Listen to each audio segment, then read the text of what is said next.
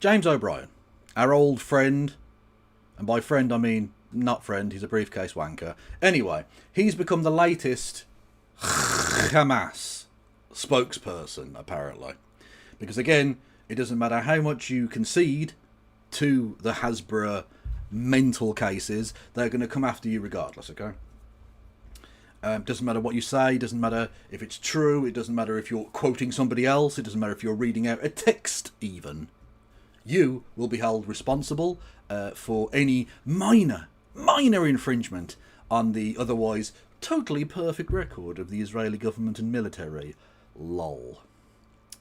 So, James O'Brien read out a text from somebody else on his show a couple of days ago, and it's got them all in a bit of a tizzy. I'm fascinated by objectivity, which is why I'm going to read out this from Chris. I do think it's worth saying that these warped views are not just an Israeli problem. My wife was brought up Jewish, and at Shabbat school in a leafy Hertfordshire town, she was taught that one Jewish life is worth thousands of Arab lives, and that Arabs are cockroaches to be crushed. Whilst young children are being taught such hatred and dehumanisation, undoubtedly on both sides, as Chris points. Note that. Undoubtedly on both sides. So this isn't like some JQ shit where it's like, oh, the Jews are uniquely something, therefore evil and bad. He's saying religious supremacism, ethnic supremacism, is bad. It's happening on both sides. You know, he's even couched it in pretty, you know, safe, is that the word I'm looking for? I don't know. Language. And even that's too much. Because this is the thing you'll notice with the Hasbro people. The closer you get to the core of their evil, the harder they'll strike back. And one thing they don't want you to ever mention is the fact that there's a reason that Zionism is so powerful in people outside of Israel as well. It's because they inculcate a certain number, not in every Jewish school, not in every Jewish anything, but they inculcate a lot of young Jewish people with these sorts of ideas, and they act essentially as a kind of cultural agent who then goes into Jewish communities, because they're a part of Jewish communities, and spread the kind of Hasbro-approved bullshit, because they've been fucking messed up by this evil shit, this religious supremacism, this ethnic supremacism. And again, this is the lived experience of a woman who went to this fucking school, right? And apparently even that's too much. Just telling the truth about how you were raised is too much now. Then they will always be able to justify death and cruelty, and it does indeed start young. But there is a danger, perhaps, that we only ever hear one side of the dehumanisation and propaganda processes. I'm fascinated. So that was literally it. He read out... measured language is the phrase, yeah. He read out a text in measured language explaining the experiences of a young Jewish girl growing up in England, in Britain, right? And that's too much. He's now a Hamas propaganda agent or some shit. The lunatic fucking Zionist wankers of the world have come after him and talk utter shit, making out as if he's the worst of the worst. Even though, for all of the minor criticisms he's made, he's passed on some pretty obvious liberal Zionist talking point bullshit in the past. He's placated these people. He's done the usual, well, Israel denies this, or, you know, that's the Hamas-run health agency. All this kind of, you know, couching it in ways that the Israeli government approves of type shit. And even that was too much for them. Even that was too much. And they forced LBC, his employer, the radio station, and himself to issue a really pathetic half apology. This is very important. At this time yesterday on the show, I read out a message from a listener called Chris, who said that his wife had been brought up in the Jewish faith and had attended what he described as a Shabbat school. He went on to make further claims about what he said she had been taught in that school. As with all the texts and messages that I read out on the programme, I did so in good faith, but the message has understandably upset a lot of people, and I regret taking... Why? Why has it upset them, and why do you regret it? Why do you regret that? That's the experience of one person. Now, it's uncorroborated because it's uncorroboratable, basically. You're on air. When someone is telling you their experience, there's no way you can know for sure whether it's true or not. But I dare say you could find people who would corroborate that they've experienced a similar thing. It's not universal, and the person writing the message didn't claim it was universal.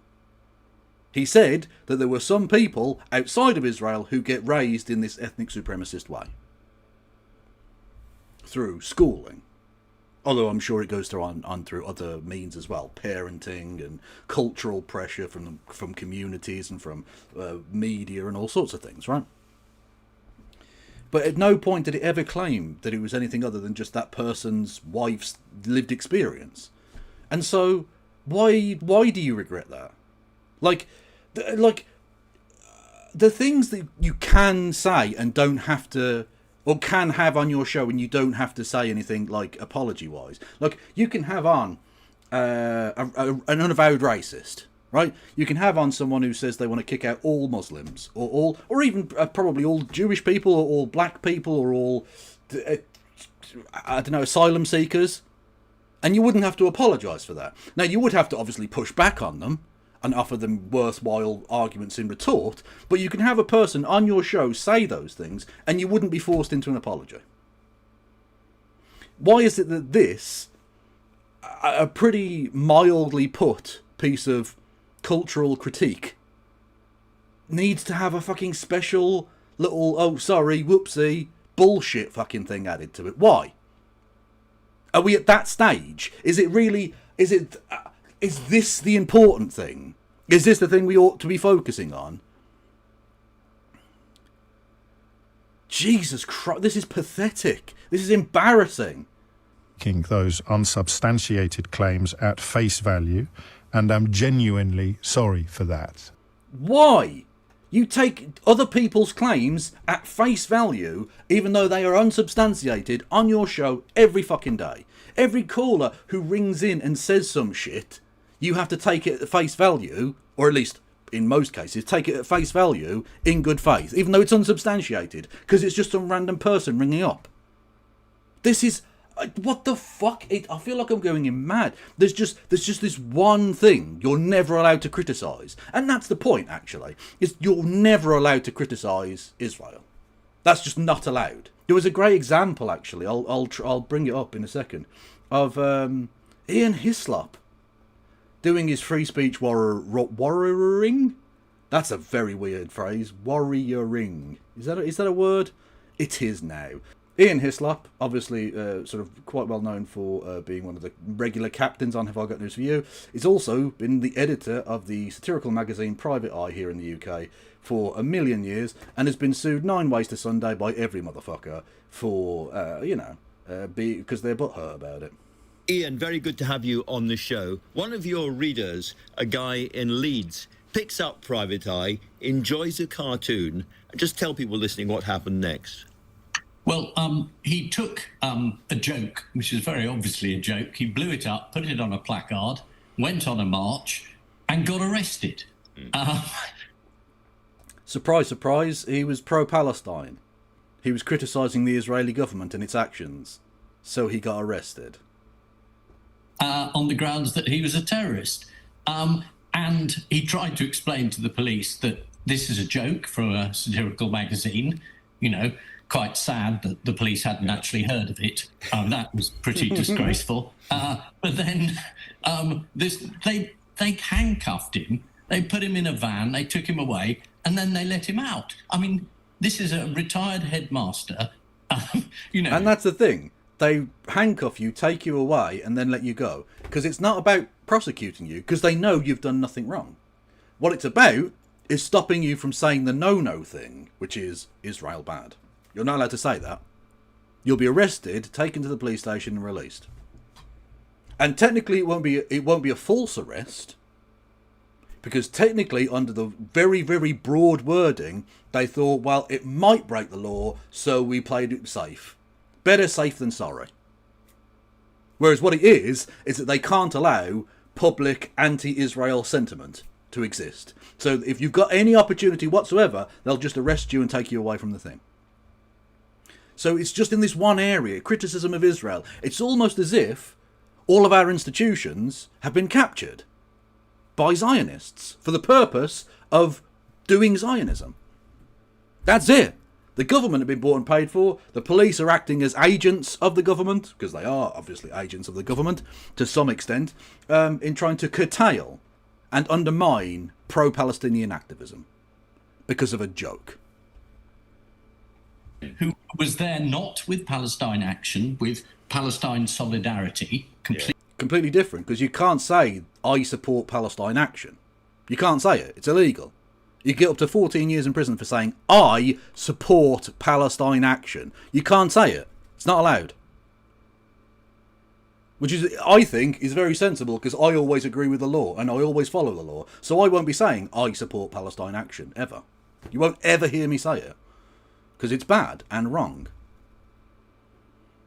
completely different, not a prescribed organisation.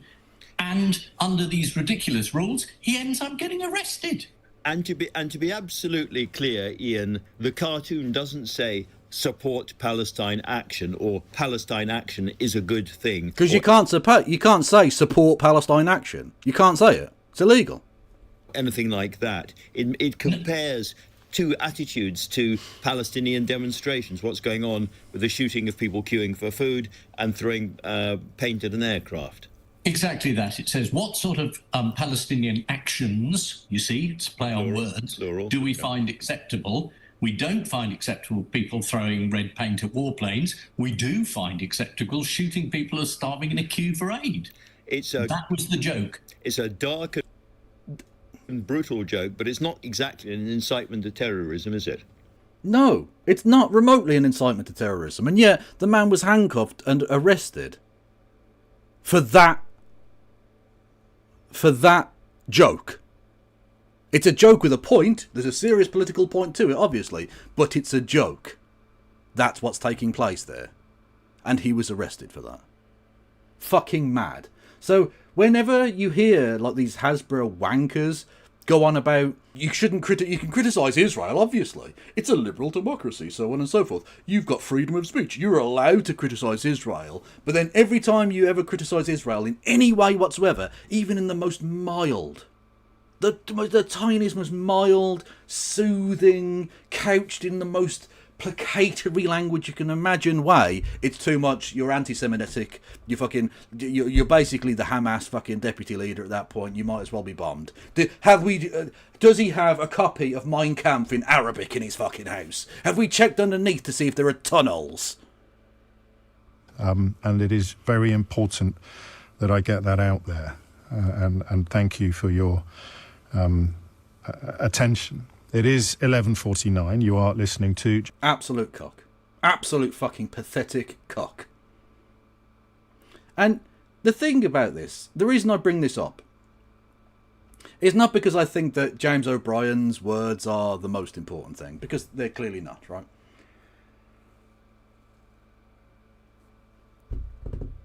What James O'Brien says can be important. It has its power.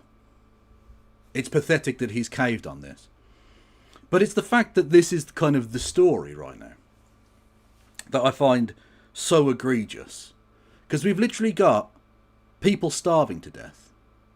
That's the story, right? It's not this fucking nonsense. Okay? Which, by the way, isn't even enough for the right wing. There's literally Charlotte Henry in The Spectator, right wing fucking rag, saying James O'Brien's apology isn't enough. Never apologise to these pricks. They don't want an apology. They want subjugation. They want absolute 100% subjugation. They want you to bend the knee. Don't do it.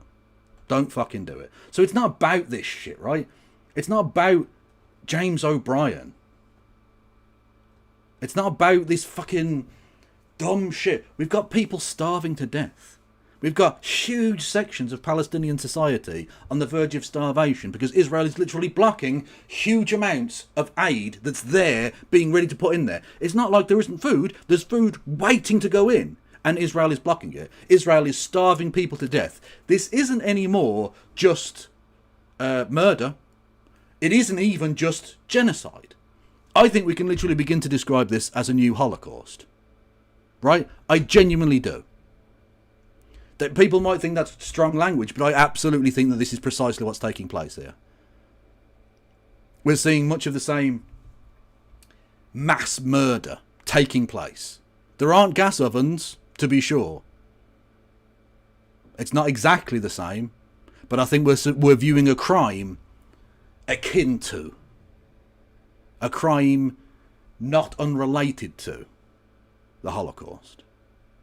And the reason I say things like this, and I've been sort of ruminating on this for a couple of weeks now.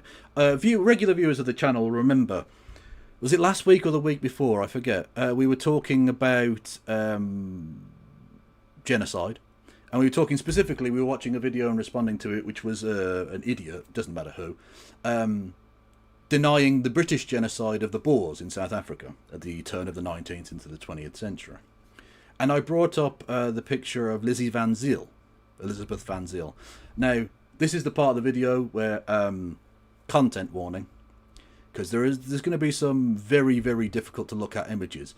But if that's triggering for you, by all means step away. But I will just say this. I'd like you, if you can, to look at these images and really absorb A, the humanity of the people involved, and B, the similarities between these images, okay?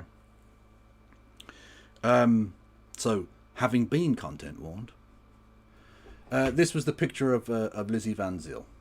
She was a 7-year-old South African girl, murdered by the British state. Starved to death in a concentration camp by the British. For all the right-wing dickheads who like to go on about how there's a genocide against whites in South Africa because farmers or something. That's obviously not true. But there was a white genocide perpetrated in South Africa. It was about 125 years ago now, and it was against the Boer people, largely Dutch, although there were some German settlers who were, because they were inconvenient to the British, were murdered in their thousands. Tens of thousands even, in terms of the genocide. They had something like 25,000, I think it was, men forcibly deported from the country, so to try and avoid or to stop propagation of that ethnic group. Straight up genocide, right? And look at this image, this skeletal, broken body. This was only a few weeks before, sadly, she starved to death, again at the hands of Britain's colonial agents. And then I want you to look at this image from the capital H Holocaust, the Shoah, of a man, I don't know his name,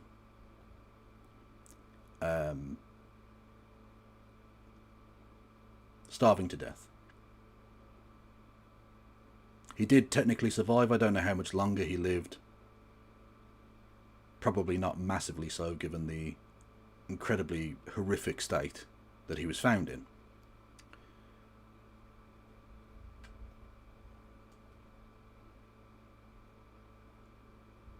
And again, just compare. These are very similar images, yeah? And then I want you to take a look at this image, taken in Gaza.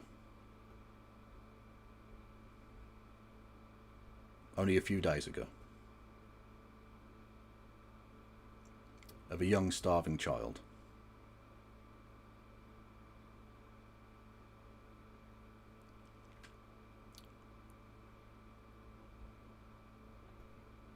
South Africa, 1901. Poland, 1945. Palestine, 2025. There is a direct, straight line through all of these events. Ethnic supremacism, colonialism, imperialism, hatred, mass murder. The use of starvation as a weapon.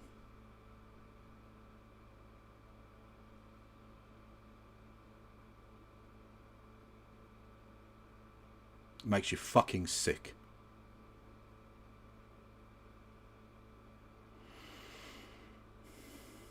To all of the people who have in any way supported this evil,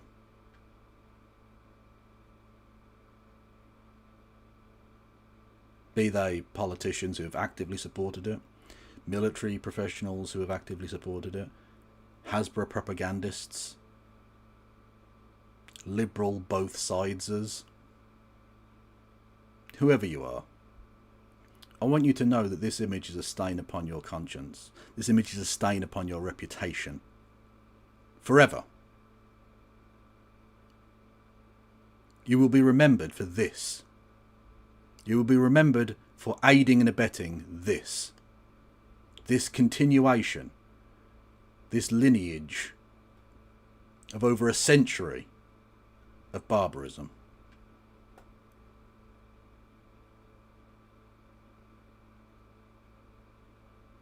Many of you should see The Hague for your crimes. I'm not foolish enough to think that that's going to happen. I'm not optimistic enough to think it's going to happen. But know that you should. Not just Netanyahu and his ilk. All of you. The likes of David Lammy, of Keir Starmer, of Donald Trump, of Genocide Joe, of the propagandists. Because let's not forget, Julius Streicher, a man you may or may not have heard of, was most famous for editing a paper called Der Stürmer, the Stormer, after which the Daily Stormer gets its name. Yeah, they're Nazis. Scum. We know there's only one type of good Nazi, don't we? Anyway, he, because of the egregiousness of the propaganda he put out, was put on trial at the main Nuremberg trial and was executed. He was hanged by the neck until he was dead. Something positive came after a long series of very, very negative things, of course. But the ending was righteous. Again, I'm not optimistic enough to think that The Hague and the international community has anywhere near the level of backbone that it once did. But know that there are lots of people who should face a similar trial. We can all think of thousands. Evil little propagandist bastards. And their political acolytes, their military acolytes, who are all wading. Not just that they've got blood on their hands, they are wading stomach deep in the ocean of blood they have spilled. Innocent people. Murdered.